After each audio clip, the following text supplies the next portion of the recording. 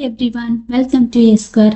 So இன்னைக்குள்ள வீடியோவில் நம்ம பைத்தானில் யூஸ் பண்ணக்கூடிய பேசிக் ஆப்ரேட்டர்ஸ் பற்றி பார்க்க போகிறோம். ஓகேங்களா? ஆப்ரேட்டர்ஸ்னால் வேறு ஒன்றும் இல்லை, சிம்பிளாக சொல்லணும் அப்படின்னா சிம்பிள்ஸ் தான். சிம்பிள்ஸாகவும் இருக்கலாம், கீவேர்ட்ஸாகவும் இருக்கலாம். ஒரு வேரியபிளுக்கும் ஒரு வேல்யூவுக்கும் இடையில ஒரு ஆப்ரேஷன் பண்ணணும் அப்படின்னா நமக்கு இந்த ஆப்ரேட்டர்ஸ் தேவை. ஓகேங்களா? ஸோ அதுக்கு என்னெல்லாம் சிம்பிள்ஸ் நம்ம இங்கே நம்மளோட ப்ரோக்ராமிங்கில் யூஸ் பண்ண போகிறோம், என்னெல்லாம் மாதிரியான கீவேர்ட்ஸ் யூஸ் பண்ண போகிறோம் அப்படிங்கிறத நம்ம பார்க்க போகிறோம். ஓகேங்களா?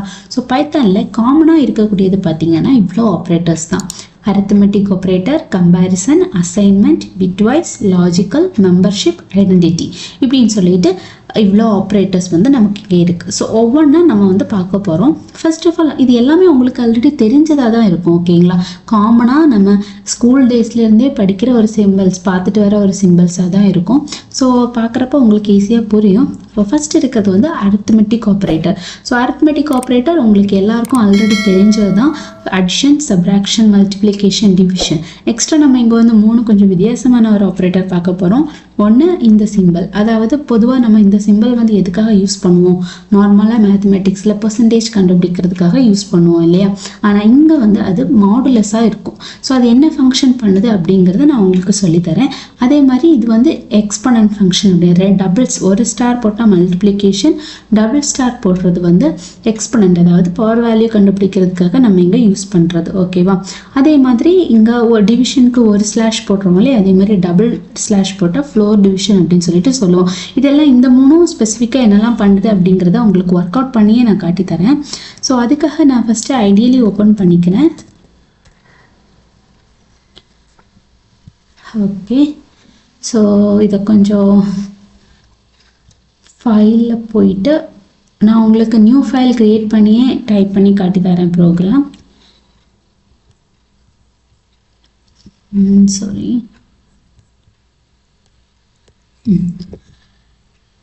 ஓகே, ஸோ இதில் வந்து நான் இப்போ உங்களுக்கு அதுக்கு முன்னால் ஆப்ஷனில் போயிட்டு இதை கொஞ்சம் பெருசாக கட்டுமா, அப்போ உங்களுக்கு போல்டு போட்டுக்கிறேன்.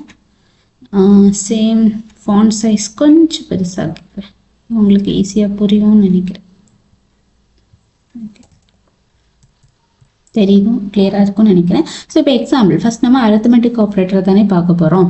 இப்போது எக்ஸாம்பிளுக்காக நான் ஒரு வேரியபிள் நேமை எக்ஸ்ன்னு எடுத்துக்கிறேன். ஓகேங்களா? இப்போ எக்ஸ் இஸ் ஈக்குவல் டு அப்படின்னு சொல்லிட்டு நான் இங்கே ஒரு 10 அப்படின்னு சேவ் பண்ணுறேன். நெக்ஸ்ட் லைனில் y இஸ் ஈக்குவல் டு 20 அப்படின்னு சொல்லிட்டு சேவ் பண்ணிக்கிறேன். இந்த ஃபைலை முதல்ல நம்ம சேவ் பண்ணுறோம். Ctrl+S கொடுத்துட்டு நான் என்னோடய டெஸ்க்டாப்பில் இப்போ உங்களுக்காக சேவ் பண்ணி போடுறேன். ஜஸ்ட்டு சாம்பிள்னு கொடுக்குறேன். சாம்பிள்னு கொடுத்து என்டர் கொடுத்தாலே எனக்கு வந்து பைத்தான் ஃபைல் அது சேவ் ஆகிடுச்சு. ஓகேவா? ஸோ இப்போ நம்ம என்ன பண்ண போகிறோம் அப்படின்னா அடிஷன் அதாவது எல்லா arithmetic ஆப்ரேஷன்ஸும் பண்ண போகிறோம். ஸோ இப்போ எனக்கு அதோட அவுட்புட் டிஸ்பிளே ஆகணும்னா நமக்கு ஒரு ஃபங்க்ஷன் இருக்கு இல்லையா, ஆல்ரெடி நம்ம பார்த்துருக்கோம், print அப்படிங்கிற ஃபங்க்ஷன். ஸோ இது ஒரு ப்ரீடிஃபைன் ஃபங்க்ஷன், அதனால நமக்கு வயலட் கலரில் இங்கே வந்திருக்கு. ஸோ பிரிண்ட்டுக்குள்ளால நான் ஜஸ்ட் என்ன போடுறேன், x+y. ஸோ x+yன்னு போட்டுட்டு நான் இங்கே என்னோட ஃபைலை சேவ் பண்ணிவிட்டு ரன் பண்ணிக்கிறேன். ஸோ ரன் கொடுத்துச்சுன்னா எனக்கு ஷெல் விண்டோவில் அவுட்புட் வந்துருச்சு. நான் 10+20 தான் போட்டிருந்தேன். ஸோ எனக்கு 30 அப்படிங்கிறது வந்து அங்கே அவுட்புட்டாகவே வந்துருச்சு. ஓகேவா? ஸோ இது உங்களுக்கு இப்போ தெரியும்னு நினைக்கிறேன்.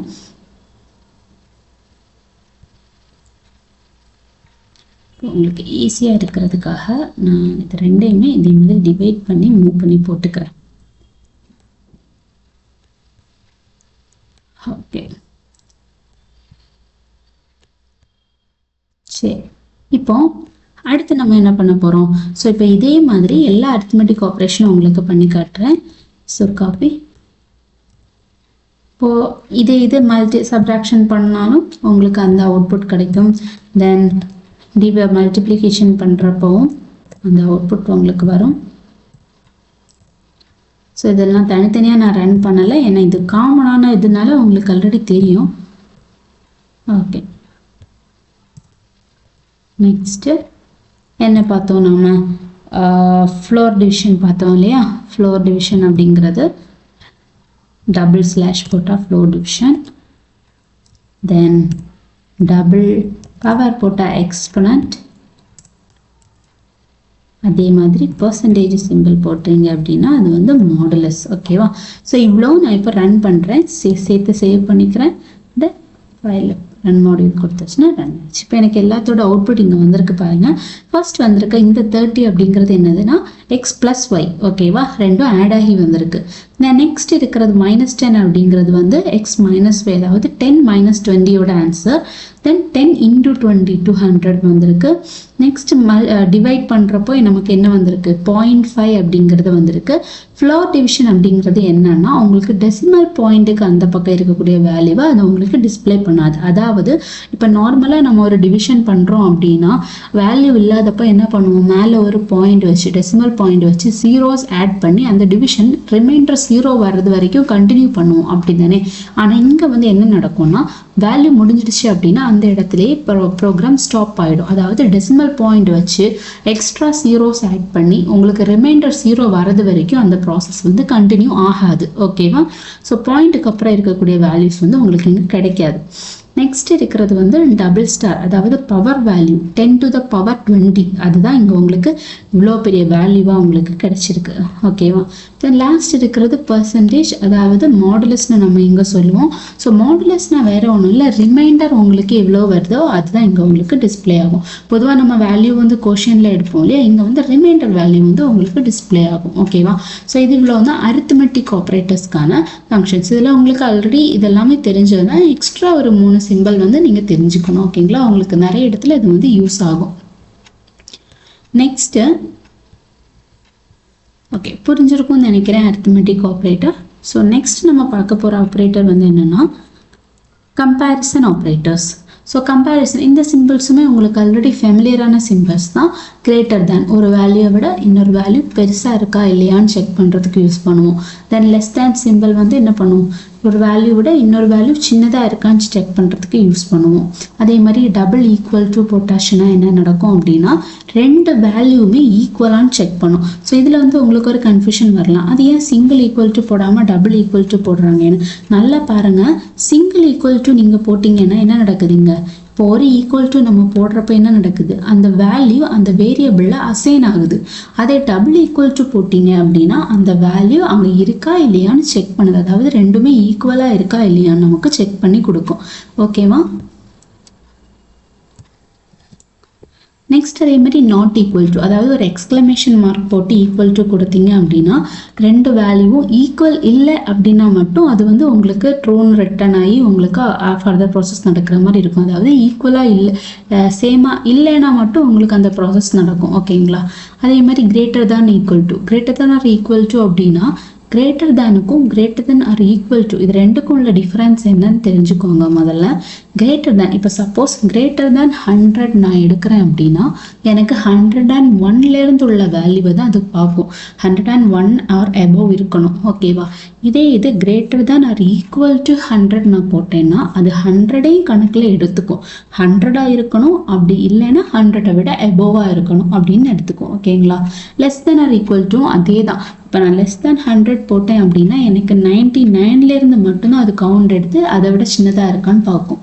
இதே இது லெஸ் ஆர் ஈக்குவல் டு 100ன்னு போட்டேன் அப்படின்னா 100ஆகவும் இருக்கலாம், அதை விட கம்மியாகவும் இருக்கலாம் அப்படின்னு சொல்லிட்டு அது கணக்கு எடுத்து பார்க்கும், ஓகேங்களா. ஸோ இது வந்து கம்பேரிசன் ஆப்ரேட்டர். இது வந்து அதிகம் நம்ம வந்து கண்டிஷனில் தான் யூஸ் பண்ணுவோம்.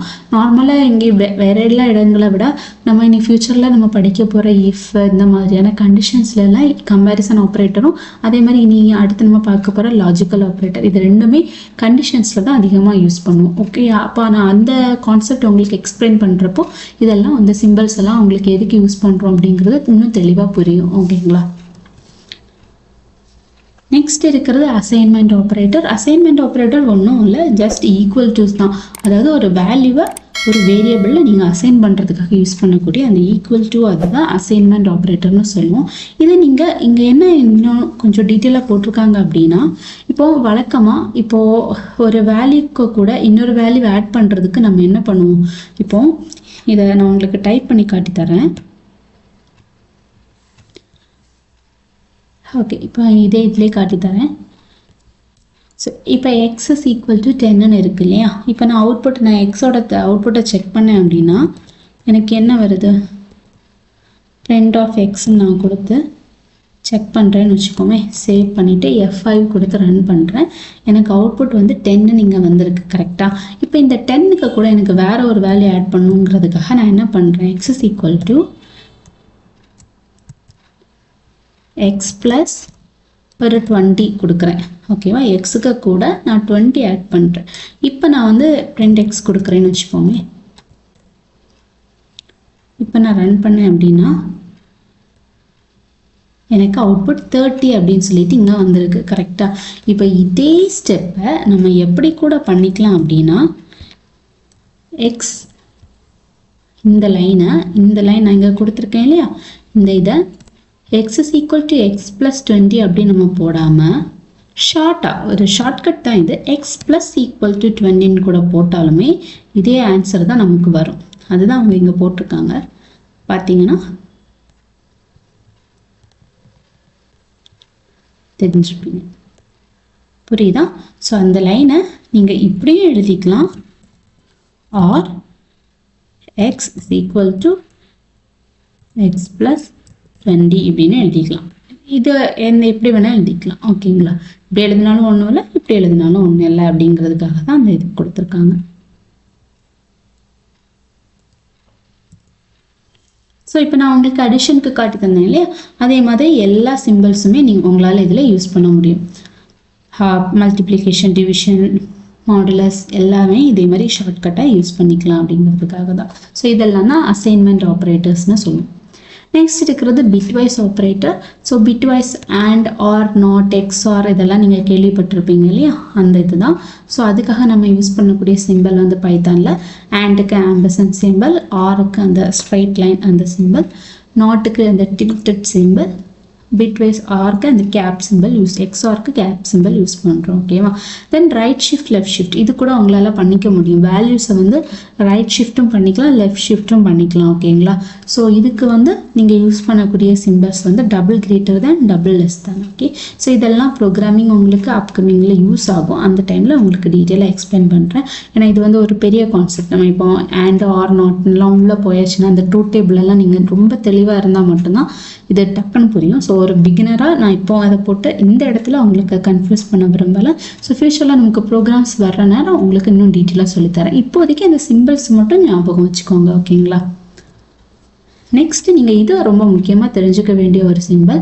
ஏன்னா ரொம்ப இது வந்து யூஸ் ஆகும் உங்களுக்கு. இது வந்து சிம்பிள்னு சொல்கிறத விட கீவேர்ட்ஸ்னு சொல்லிக்கலாம். அண்ட், ஆர், நாட் அப்படிங்கிற இந்த 3 லாஜிக்கல் ஆப்ரேட்டர். ஓகேவா. ஸோ கண்டிஷன்ஸில் அடிக்கடி யூஸ் ஆகக்கூடிய இந்த 3 கீவேர்ட்ஸ். ஓகேவா, நல்லா ஞாபகம் வச்சுக்கோங்க. ஆண்டுங்கிற கீவேர்டு என்ன பண்ணும் அப்படின்னா, இது எல்லாமே 2 கண்டிஷனில் யூஸ் ஆகுறது தான்.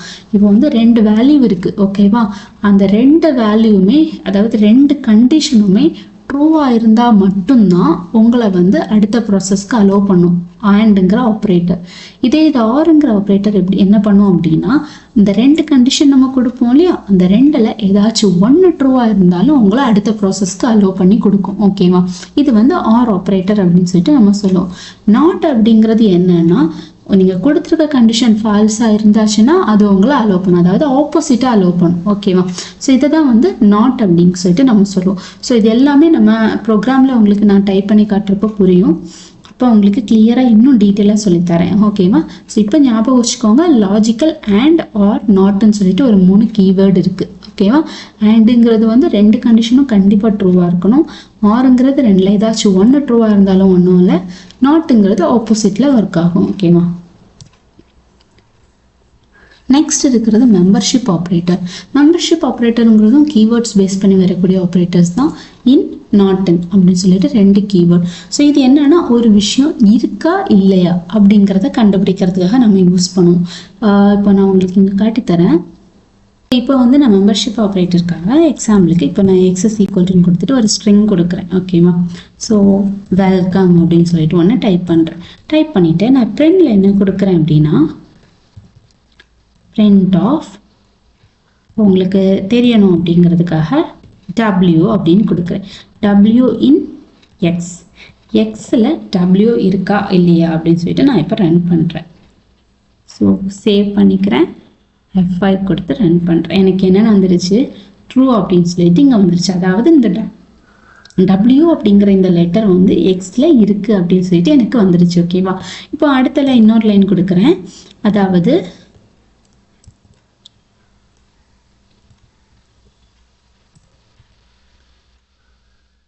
இதை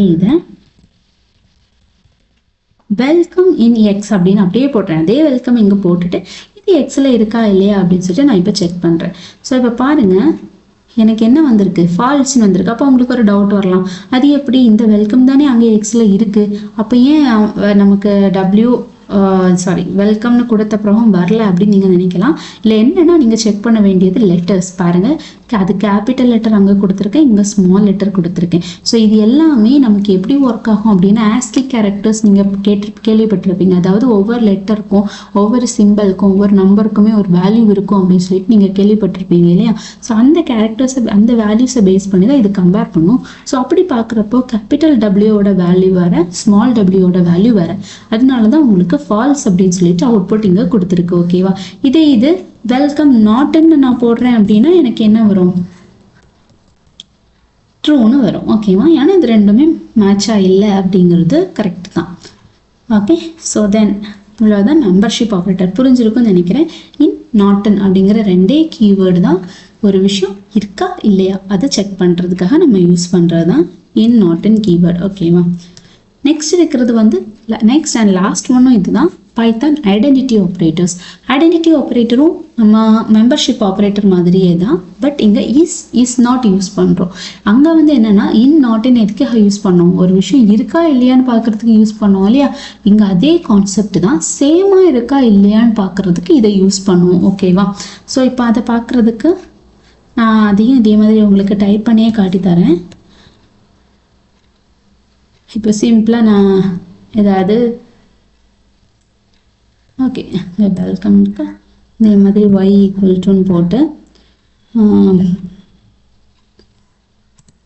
அதே வெல்கமே போடுறேன், பட் ஸ்மால் லெட்டர்ஸில் போட்டுக்கிறேன். இப்போ இதை கம்பேர் பண்ணுறதுக்காக தானே நம்ம யூஸ் பண்ணுறோம். பிரிண்ட் x is y அப்படின்னு சொல்லிட்டு நான் இங்கே கொடுக்குறேன். அதே மாதிரி இன்னொன்று உங்களுக்கு காட்டி தரேன். s is not y. Run பண்ணுவோம். பாருங்க, ஃபர்ஸ்ட் லைனில் என்ன சொல்லியிருக்கேன்? x is y, அதாவது எக்ஸும் ஒய்யும் சேமாக தான் இருக்குன்னு நான் சொல்கிறேன். பட் இதுக்கு முன்னாடி பார்த்தா அதே கான்செப்ட் தான், அது ரெண்டும் சேமாக இல்லை. அங்கே கேபிட்டல் டபிள்யூவில் இருக்குது, இங்கே ஸ்மால் டபிள்யூவில் இருக்குது. ஸோ அதனால் எனக்கு ஃபால்ஸ்னு வந்துருச்சு. அதே மாதிரி இங்கே நெக்ஸ்ட் லைனில் என்ன கொடுத்துருக்கேன்? ரெண்டும் சேமாக இல்லை நானே சொல்லிட்டேன். அது என்ன வந்திருக்கு? ஆமாம், சேமாக இல்லை தான் சொல்லிட்டு ட்ரூ வந்திருக்கு. ஓகேங்களா? ஸோ உங்களுக்கு இது புரிஞ்சிருக்கும்னு நினைக்கிறேன். இது இவ்வளோதான் பைத்தானோட பேசிக்கான ஆப்ரேட்டர்ஸ். ஓகேங்களா? ஸோ சிம்பிள்ஸ் தான், கம்ப்ளீட்டாக சிம்பிள்ஸ் தான். அரித்மெட்டிக் ஆப்ரேட்டர்ஸ் அப்படிங்கிறது வந்து ப்ளஸ் மைனஸ் சப்ராக்ஷன் மல்டிப்ளிகேஷன் இந்த மாதிரியான விஷயங்கள் தான். தென் கம்பேரிசன் அப்படிங்கிறது less than greater than, less than or equal to, greater than or equal to, double equal to இந்த மாதிரி கம்பேர் பண்ணுறதுக்காக யூஸ் பண்ணக்கூடிய சிம்பிள்ஸ். அசைன்மெண்ட்டுங்கிறது ஈக்குவல் டு, அதாவது ஒரு வேல்யூவை ஒரு வேரியபிளில் அசைன் பண்ணுறதுக்கு நம்ம யூஸ் பண்ணுறது. பிட்வைஸ் அப்படிங்கிறது அண்ட் ஆர் நாட், அதாவது bitwise and or not, ampersand சிம்பிள்லாம் நம்ம யூஸ் பண்ணுவோம். லாஜிக்கல் ஆப்ரேட்டர் அப்படிங்கிறது வந்து அண்ட் ஆர் நாட் அப்படிங்கிற 3 கீவேர்டு. ஓகேங்களா? ஸோ அதை யூஸ் பண்ணி 2 கண்டிஷனை கம்பேர் பண்ணுறதுக்கு யூஸ் பண்ணுவோம். தென் மெம்பர்ஷிப்புங்கிறது இன் நாட்டின் ஒரு வேல்யூ இருக்கா இல்லையான்னு செக் பண்ணுறதுக்கு யூஸ் பண்ணுவோம். ஐடென்டிட்டி ஆப்ரேட்டருங்கிறது இஸ் நாட், அதாவது 2 வேல்யூவும் சேமாக இருக்கா இல்லையான்னு செக் பண்ணுறதுக்கு யூஸ் பண்ணுறது தான் பைத்தான் ஐடென்டிட்டி ஆப்ரேட்டர்ஸ். ஓகேங்களா? ஸோ வீடியோ பிடிச்சிருக்கும்னு நினைக்கிறேன். புரிஞ்சிருந்தா லைக் பண்ணுங்கள். ஏதாச்சும் டவுட் இருந்ததுன்னா கமெண்ட் செக்ஷனில் கமெண்ட் பண்ணுங்கள். நெக்ஸ்ட் வரக்கூடிய அப்கமிங் வீடியோஸில் கோத்ரூ பண்ணுறதுக்கு மறக்காமல் சேனலை சப்ஸ்கிரைப் பண்ணிக்கோங்க. ஓகேங்களா? ஓகே, பாய், தேங்க்யூ. நெக்ஸ்ட் வீடியோவில் பார்க்குறேன்.